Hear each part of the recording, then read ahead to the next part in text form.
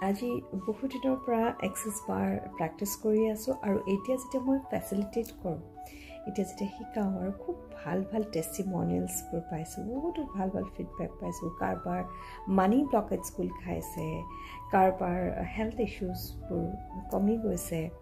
hill হৈ গৈছে আৰু কাৰোবাৰ ৰিলেশ্যনশ্বিপত খুব ভাল হৈছে পাইছোঁ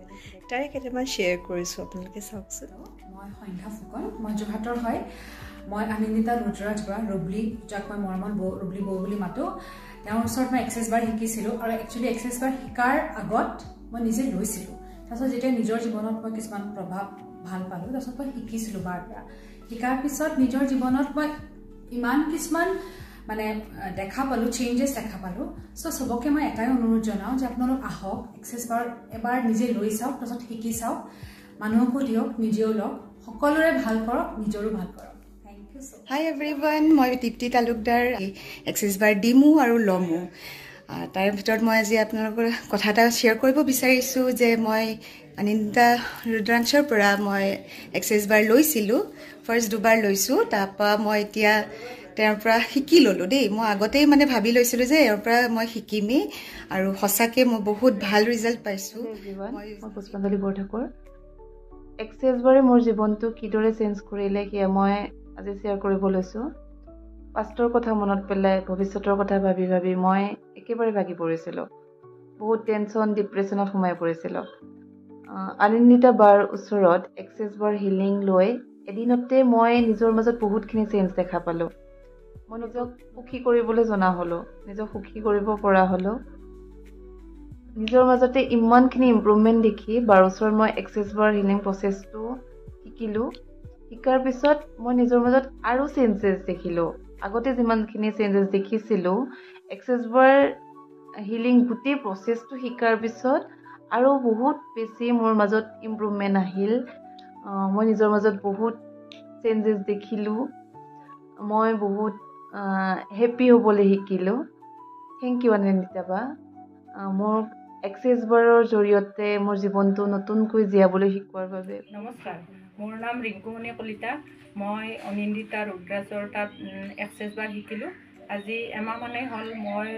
মোৰ লগতে মোৰ ল'ৰা দুজনেও শিকিছে আৰু আমি শিকাৰ পিছৰ পৰাই আমি বহুত আমাৰ লাইফত পৰিৱৰ্তন হোৱা যেন আমি অনুভৱ কৰিছোঁ মানে অনুভৱ নহয় মানে সঁচাকৈয়ে হৈছে তেখেতৰ স্পণ্ডেলাইটিছ আছিল আগতে ৰাতি শুব পৰা নাছিল বিষৰ কাৰণে এতিয়া সেই বাছৰাম কৰাৰ পিছৰে পৰা তেখেতৰ লাহে লাহে বিষখিনি নাইকিয়া হৈছে আৰু এতিয়া ৰাতি ভালদৰে শুব পাৰে আৰু মানে কি আমি নতুন ঠাইলৈ আহিছোঁ নতুন পৰিৱেশ কিবা আগতে বহুত বেয়া লাগিছিল আৰু মনত দুখ আছিল বা বহুত অশান্তি আছিল এতিয়া যেন সকলোখিনি লাহে লাহে